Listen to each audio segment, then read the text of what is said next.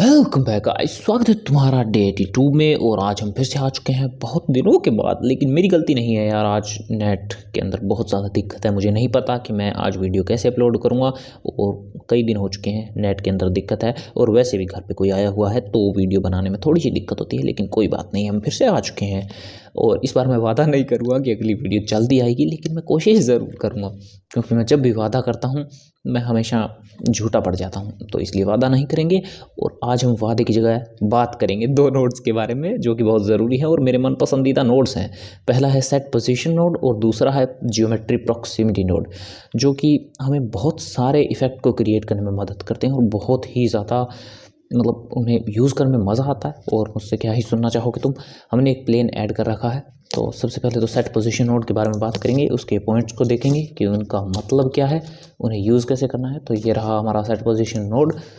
और जैसे कि तुम देख सकते हो, हमारे व्यू पोर्ट के अंदर एक सिंपल प्लेन है जिसको हमने कुछ नहीं किया है, सिर्फ एक प्लेन ऐड किया है। और ये रहा हमारा सेट पोजीशन नोड। इसका सबसे पहला जो आउटपुट है, ये जो इनपुट बोल सकते हो, जो है जियोमेट्री।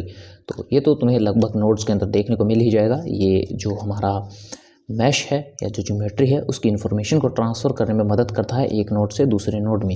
यानी कि यहाँ पर हमारा प्लेन था, उसकी इन्फॉर्मेशन इस नोड्स के अंदर आई और ये अब अपनी तरफ से कुछ डेटा के अंदर मैनिपुलेशन करेगा और उस मैनिपुलेशन को उसके अंदर अप्लाई करने के बाद, मैश के अंदर अप्लाई करने के बाद अगले नोड के अंदर ट्रांसफ़र करेगा, या सीधा अगर डायरेक्ट जो ग्रुप आउटपुट नोड लगा है तो हमें दिखाएगा।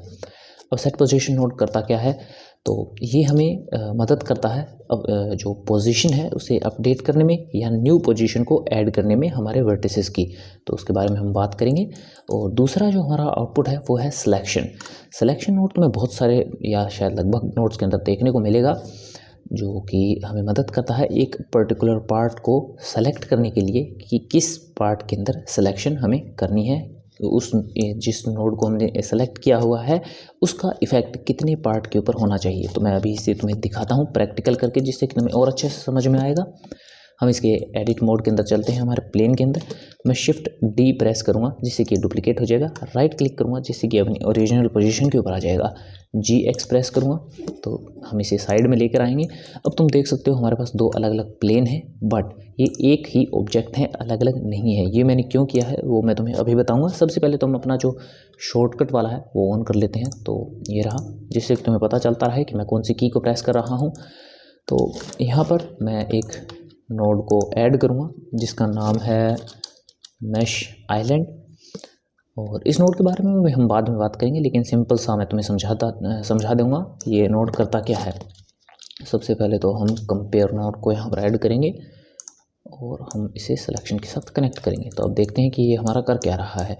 जो हमारा मैश आइलैंड नोड है, ये उसका जो पहला पॉइंट है वो हमें मदद करेगा आइलैंड इंडेक्स। जो हमारे यहाँ पर ऑब्जेक्ट हैं, मैश है, ज्योमेट्री है, जो भी चीज़ है उसके जो आइलैंड्स हैं, यानी कि जो एक दूसरे के साथ कनेक्टेड तो हैं बट सेपरेट भी हैं सेम टाइम। अब तुम देख सकते हो ये दोनों कनेक्टेड हैं, यानी एक ही ऑब्जेक्ट है बट ये दोनों अलग हैं, वर्टिसेस से जुड़े हुए नहीं हैं। तो ये हमारे हैं आइलैंड, और इनकी जो इंडेक्स है, यानी कि ये 0 पर है, ये 1 पर है। और ये जो इक्वल नोड है ये हमें मदद कर रहा है एक आइलैंड को सिलेक्ट करने में। यहाँ से हमें जो आइलैंड की इंडेक्स है वो मिल रही है, यानी कि जो 0 और 1 ये जो इंडेक्स है इनकी वो हमें मिल रही है। अब हम इससे जो इक्वल नोड है इससे कंपेयर कर रहे हैं इन दोनों को, कि जो हमारी 0 जो इंडेक्स है उसके ऊपर जो ऑब्जेक्ट या आइलैंड जो है उसको सेलेक्ट करना है, उसके ऊपर जो इफ़ेक्ट है वो अप्लाई करना है। तो ये हमारी सिंपल सी सिलेक्शन है। अगर तुम्हें ये अभी भी समझ नहीं आया चिंता मत करो, हम इसके बारे में और बाद में बात करेंगे, जो इक्वल नोड और मैश आइलैंड नोड है।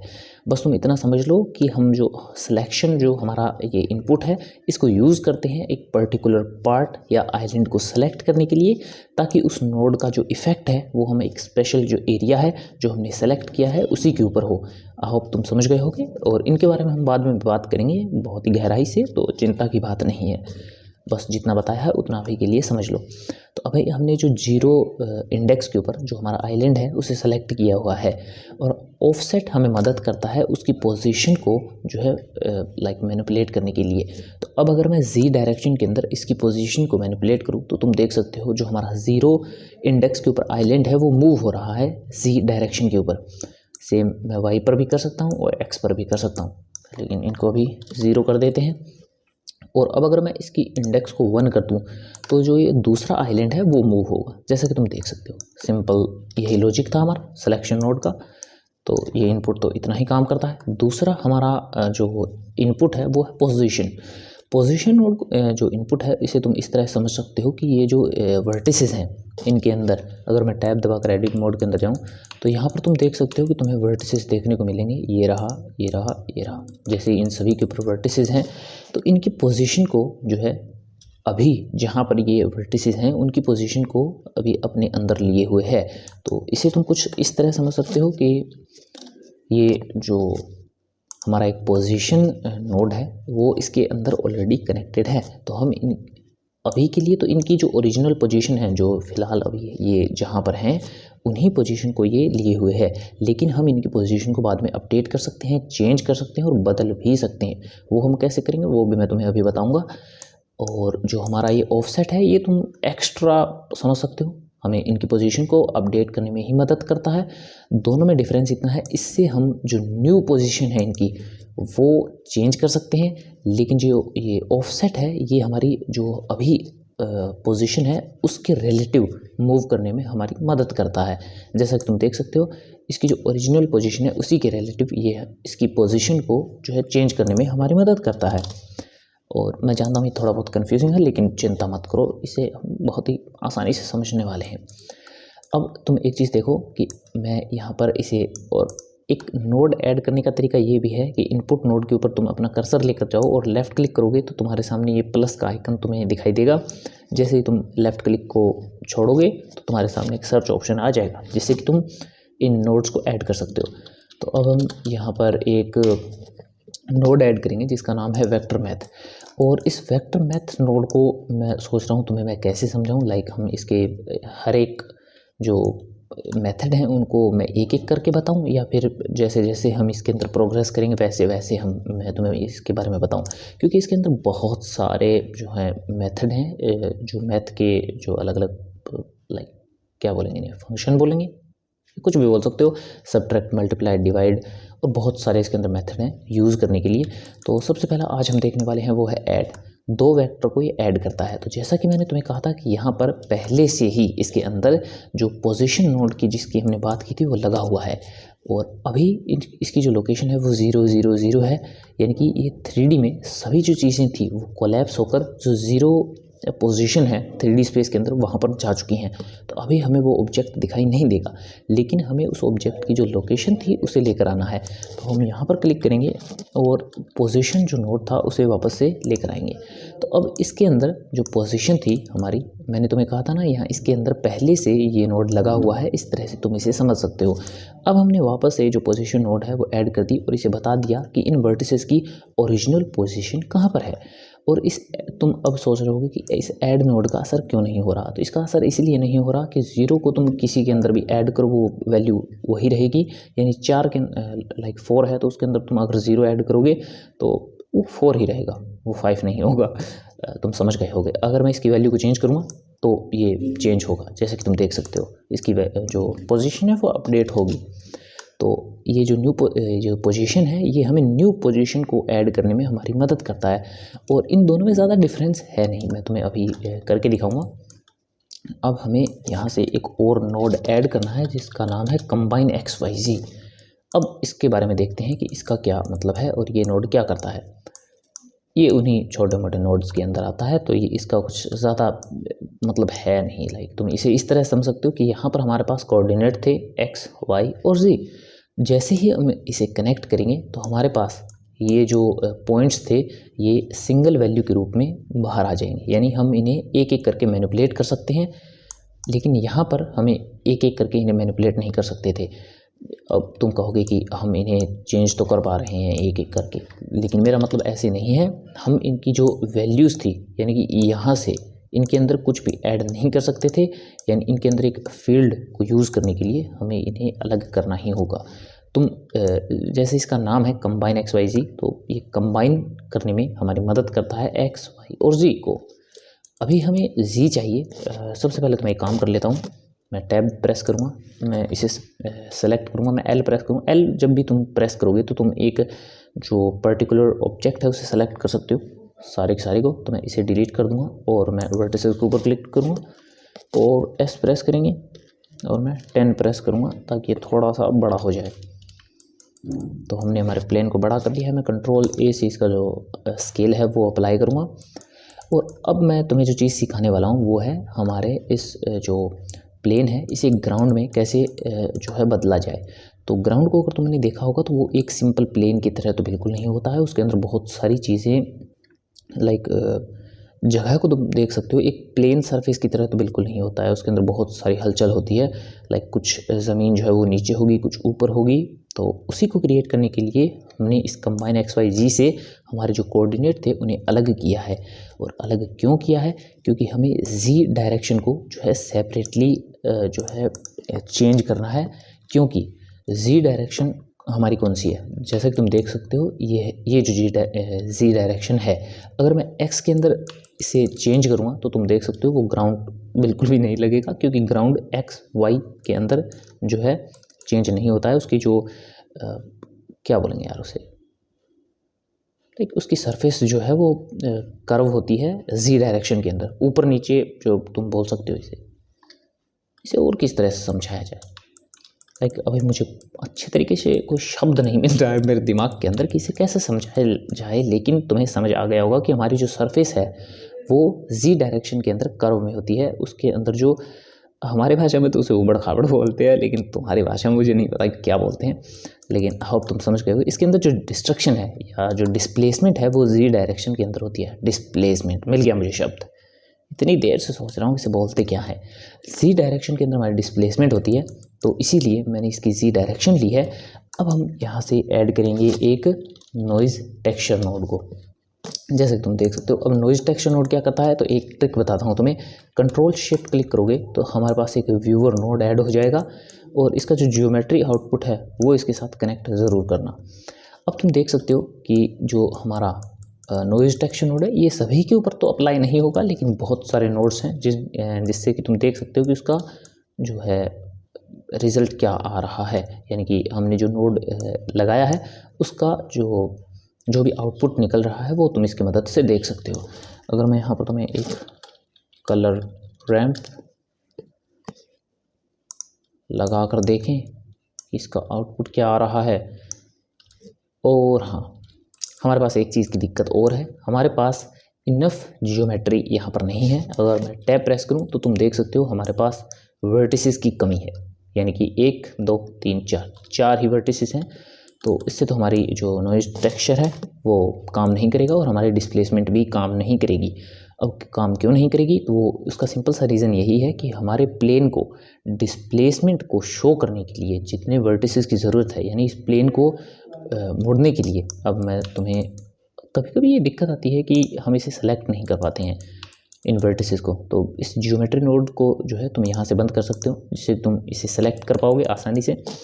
अब अगर मैं तुम्हें दिखाऊं, अगर मुझे इस नोड को ऊपर नीचे करना है, यानी कि हमारी जो सरफेस है ग्राउंड है उसे अगर मूव करना है Z डायरेक्शन के अंदर, तो तुम देख सकते हो कि ये बहुत बड़ा हिस्सा हमारे प्लेन का ऊपर नीचे हो रहा है।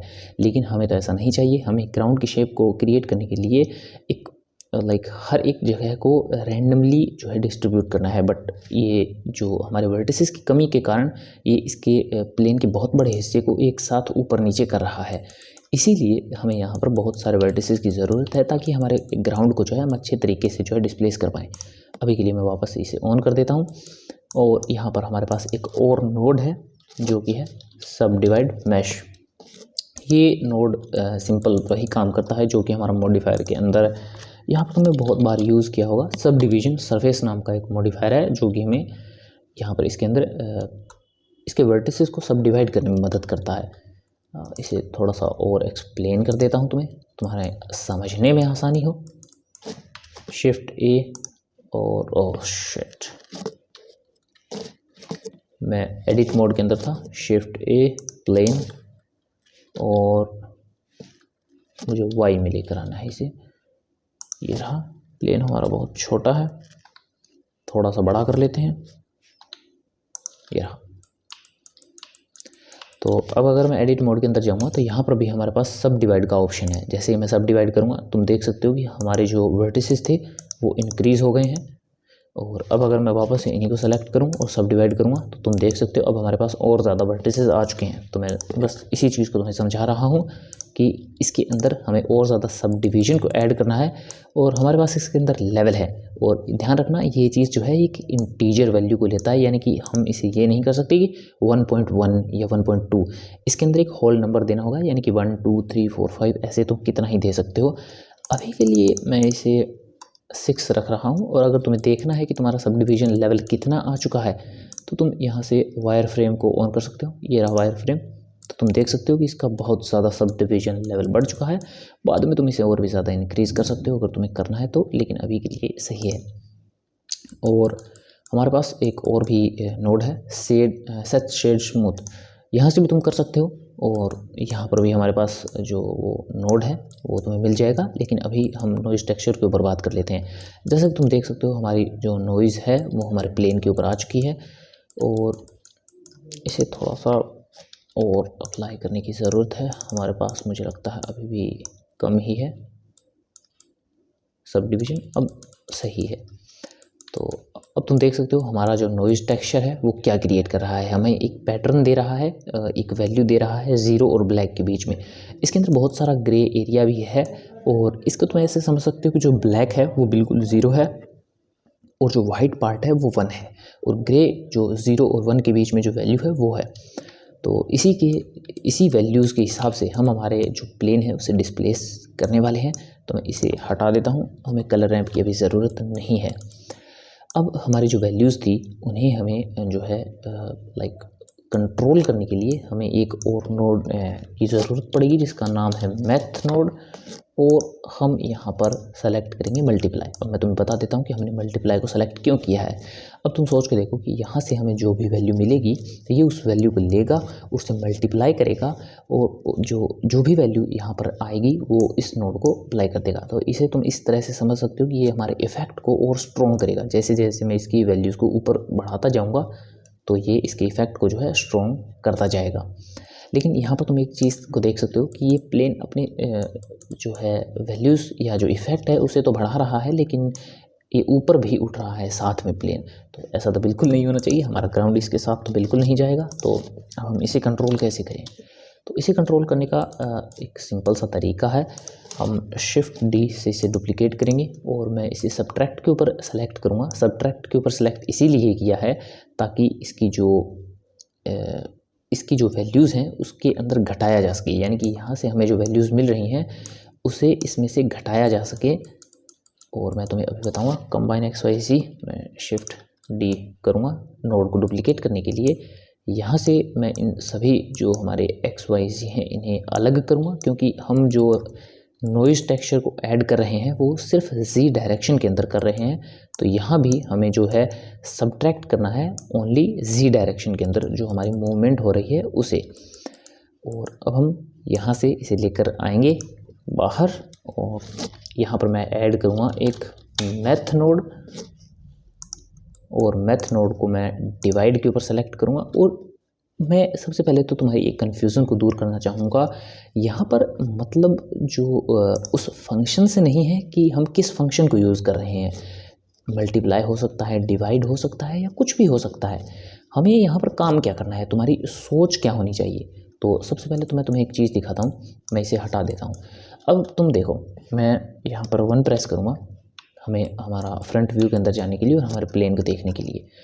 अब अगर मैं इस मल्टीप्लाई नोड से इसे ऊपर करूँगा तो तुम देख सकते हो हमारे प्लेन के अंदर डिस्प्लेसमेंट तो ऐड हो रही है। ये बहुत ज़्यादा है, मैं इसे 1 कर देता हूँ या शायद 0.1, और भी कम करनी पड़ेगी क्या, चलो बाद में देखेंगे, या अभी इसे करूँ 0.001, ये कुछ ज़्यादा हो गई, 0.005, 0.00 लाइक 8 कर सकते हैं। हाँ ये सही है। अब हम चलते हैं वापस अपने फ्रंट व्यू के अंदर। अब तुम देख सकते हो कि हमारा जो ग्राउंड है वो ऊपर की तरफ उठ रहा है जैसे ही हम अपने इफ़ेक्ट को जो है और ज़्यादा इंक्रीज़ कर रहे हैं, हमारे जो ये हील्स हैं ये भी बढ़ रहे हैं, बट हमारा ग्राउंड जो है वो ऊपर की तरफ जाता हुए हमें नज़र आ रहा है। तो सिंपल से तुम्हारे दिमाग में इसका सॉल्यूशन क्या आना चाहिए कि मैं जैसे ही इस वैल्यू को इंक्रीज़ करूं वैसे ही हमारा प्लेन जो है वो नीचे की तरफ आना चाहिए। अब अगर मैं यहाँ से सब्ट्रैक्ट करूं, यानी कि हमारी जो जी वैल्यूज़ थी, ध्यान रखो हमें यहाँ से जो वैल्यू मिल रही है उसके अंदर हमारी जो जी वैल्यू है, यानी कि जी के अंदर हमारी जो मूवमेंट हो रही है, हम यहाँ से उसे कैंसिल कर रहे हैं। तो अब अगर मैं इसे वापस से कम कर दूँ तो हमारा ग्राउंड जो है अपनी ओरिजिनल पोजीशन के ऊपर आ चुका है। तो अब हमें कुछ ऐसा करना है कि यहाँ ये जो वैल्यू है और ये जो वैल्यू है साथ में कंट्रोल हो, ताकि ये जो ग्राउंड है वो अपनी पोजीशन के ऊपर ही रहे, बट हमारा जो इफेक्ट है वो कम ज़्यादा होता रहे। अब कुछ ऐसा क्रिएट करने के लिए तुम कुछ भी कर सकते हो। मैंने यहाँ पर डिवाइड मेथड का यूज़ किया है, तुम यहाँ पर मल्टीप्लाई का यूज़ कर सकते हो।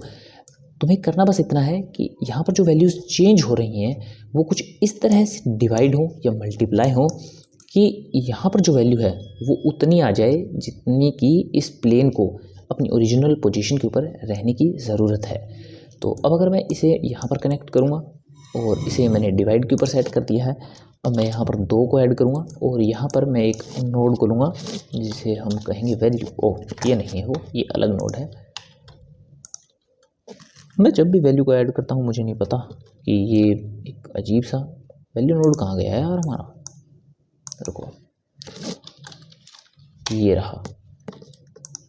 अब अगर मैं इसके साथ इसे कनेक्ट करूँगा तो तुम देख सकते हो कि मैं जब जितनी भी इसकी वैल्यू को इंक्रीज़ कर लूँ, ये प्लेन जो हमारा है वो ऊपर नीचे नहीं जाएगा। सिर्फ हमारा जो इफ़ेक्ट है, यानी हील्स का इफ़ेक्ट है, जो डिस्प्लेसमेंट का इफ़ेक्ट है वो ही चेंज हो रहा है, हमारा प्लेन ऊपर की तरफ नहीं जा रहा है। अब इसे ध्यान से समझो कि हो क्या रहा है। यहाँ पर हमारे पास वैल्यू है समझ लो 40, तो ये 40 यहाँ पर जा रहा है, 2 से डिवाइड हो रहा है और 2 से डिवाइड होने के बाद जो वैल्यू आ रही है वो जी डायरेक्शन के अंदर जा रही है। अब अगर मैं तुम्हें एक चीज़ दिखाऊं, अगर मैं यहाँ पर 40 कर दूं, तुमने देख लिया, मैं इसे हटा देता हूँ और इसे भी हटा देता हूँ। अब मैं 1 प्रेस करूँगा तो हमारा प्लेन है वो नीचे की तरफ है। यहाँ पर हमने अपने इफेक्ट को 40 के ऊपर रखा है और हमारा प्लेन जो है वो नीचे की तरफ आ चुका है। नीचे की तरफ क्यों है? क्योंकि हमने यहाँ पर जो वैल्यू है वो 41.200 दे रखी है। अब अगर मैं इसे 20 के ऊपर कर दूँ तो ये ओरिजिनल पोजीशन के ऊपर चल गया। बस यही काम करना है कि हम यहाँ पर कोई भी मेथड यूज़ करें, डिपेंड नहीं करता कि वो डिवाइड है या कुछ भी हो, लेकिन तुम्हें एक ऐसा दिमाग लगाना है, आइडिया लगाना है, या कुछ भी बोल सकते हो तुम उसे, कि यहाँ पर ये वैल्यू इसी जो इन चीज़ों को जब हम चेंज करें तो ये चीज़ साथ में चेंज हो और उतनी ही चेंज हो जितनी हमें ज़रूरत है। यानी कि यहाँ पर हम वैल्यू 40 दे रहे हैं और यहाँ पर हमारी जो वैल्यू है वो जो है 20 आनी चाहिए। तो जैसा कि तुम देख सकते हो मैंने डिवाइड मेथड का यूज़ किया है और इसे तुम मल्टीप्लाई के ऊपर भी कर सकते हो। उसकी वैल्यू कुछ अलग होगी तो वो तुम अपनी कैलकुलेशन कर सकते हो और ट्राई ज़रूर करो। जब तक ट्राई नहीं करोगे तुम इसे समझ नहीं पाओगे।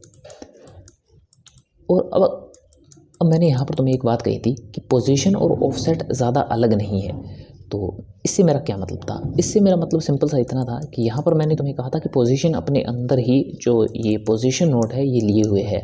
तो अब अगर मान लो मुझे इसे इसके अंदर अप्लाई करना है, मान लो मैंने इसे ऐड कर दिया, तो तुम्हारा एक सिंपल सा सवाल आएगा, ये प्लेन बड़ा क्यों हो गया? लाइक यहाँ पर था तो ये छोटा था और जब मैंने यहाँ पर इसे जो कनेक्ट किया तो ये प्लेन साइज़ में थोड़ा बड़ा हो गया। इसका क्या कारण है? इसका कारण सिंपल सा है कि यहाँ पर जो पोजीशन थी वो हमने अप्लाई कर रखी थी। अब अगर मैं इस पोजीशन को इस पोजीशन के साथ ऐड और कर दूंगा, यहाँ पर तो तुम समझ सकते हो ना, ये नोड पहले से ऐड है तो इतने कोऑर्डिनेट्स तो पहले ही इसके अंदर थे, ये अपनी पोजीशन के ऊपर है ना। तो मैं अगर इसे दोबारा से अगर ऐड कर दूं तो यहाँ पर हमारे पास एक और पोजीशन नोड है, तो ये पोजीशन को प्लस कर देगा तो ये डबल जो है बड़ा हो जाएगा, स्केल हो जाएगा। इसे और आसानी से समझाने के लिए मान लो मैं ये जो नोड है डायरेक्ट इसके साथ कनेक्ट कर देता हूँ तो ये अपनी ओरिजिनल पोजीशन में आ जाएगा। इन दोनों नोड्स की हमें ज़रूरत ही नहीं है। इन दोनों नोड्स की हमें ज़रूरत तब थी जब हमें इसे बताना था कि तुम्हारी पोजीशन है कहाँ पर। यहाँ पर ऑलरेडी इसके पास ये जो पोजीशन नोड है ये है इसके अंदर हम इसे कनेक्ट करेंगे तो हमें इनकी ज़रूरत नहीं है।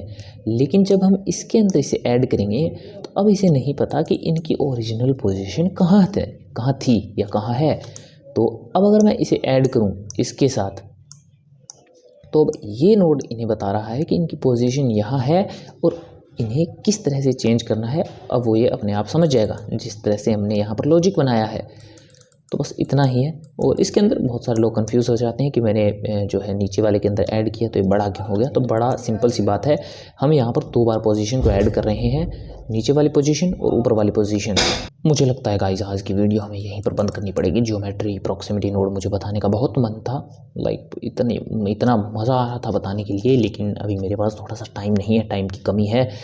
तुम्हें दरवाजे की आवाज़ आ चुकी होगी क्योंकि वो बहुत तेज़ बज रहा था। तो मैं सोच रहा हूँ कि इसे एडिट में छोड़ो यार, कौन सा एडिट, नहीं एडिट करनी हमें कोई भी ज़्यादा।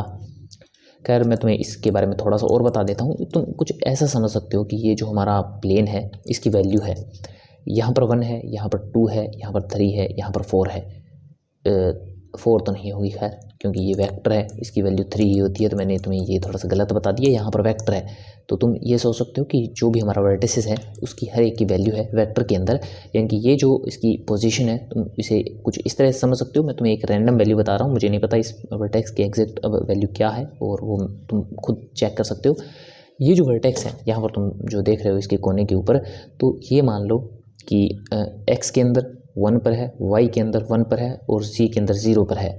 तो और ये जो सेम है, ये वाई के अंदर 1 पर है, एक्स के अंदर, और इनकी जो माइनस में होती रहेगी, यानी कि ये यहाँ पर ये जो वर्टिसेस है ये एक्स के अंदर माइनस पर है, ये भी एक्स के अंदर माइनस पर है, लेकिन ये वाई के अंदर प्लस में है, और यहाँ पर ये वाई के अंदर माइनस में है। तुम कुछ इस तरह से इसे समझ सकते हो कि यहाँ पर हमारी ऑलरेडी इस वर्टेक्स की वैल्यू क्या है। यहाँ पर हमारी एक्स के अंदर माइनस है और वाई के अंदर भी माइनस है, तो माइनस माइनस, और यहाँ पर हम दोबारा इन्हें ऐड कर रहे हैं, यानी कि -1 तो क्या हो जाएगा -2 तो ये जो प्लेन है वो बड़ा हो जाएगा जैसे ही हम इसके अंदर ऐड करेंगे। और अब अगर इसके अंदर ऐड करेंगे तो ये छोटा हो जाएगा। मेरे ख्याल से अब कन्फ्यूज़न तुम्हारे अंदर नहीं बची होगी, अगर बची है तो तुम मुझे कमेंट में बता सकते हो। मैं तुम्हें जो हम ज्योमेट्री प्रॉक्सिमिटी की बात करेंगे तो हम इस सेम इफेक्ट को दोबारा से देखेंगे। तो अगर तुम्हारे अंदर कोई भी कन्फ्यूजन है तो तुम मुझे बता सकते हो, मैं तुम्हारी कन्फ्यूज़न को दूर करने की ज़रूर कोशिश करूँगा, और तुम्हें कुछ अलग से निकाल कर कुछ तो मुझे देना ही पड़ेगा तुम्हें समझाने के लिए। खैर अभी के लिए तो लाइक करो, चैनल पर नए हो सब्सक्राइब करो। मिलते हैं अगली वीडियो में, और इस बार मैं यही कहूँगा कि जल्दी मुलाकात हो तो अच्छी है, इतनी लेट वीडियो तो बिल्कुल भी मुझे नहीं चाहिए।